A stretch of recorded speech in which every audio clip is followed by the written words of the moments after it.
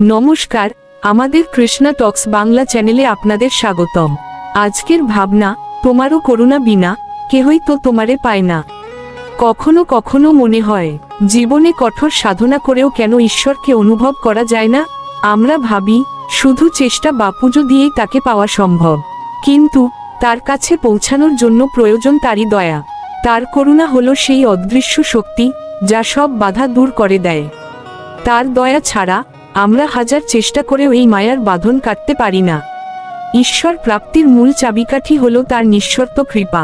শ্রীমদ্ভগবদ্গীতায় শ্রীকৃষ্ণ বলেন, কেবল আমার প্রতি একান্ত ভক্তির দ্বারাই আমি এই রূপে দর্শন লাভ করার সুযোগ দিই। গীতার 11 অধ্যায় 54 নম্বর শ্লোক ভাবার্থ অনুসারে। তাই নিজের ভক্তি নিয়ে অহংকার না করে সর্বদা তার করুণা প্রার্থনা করুন।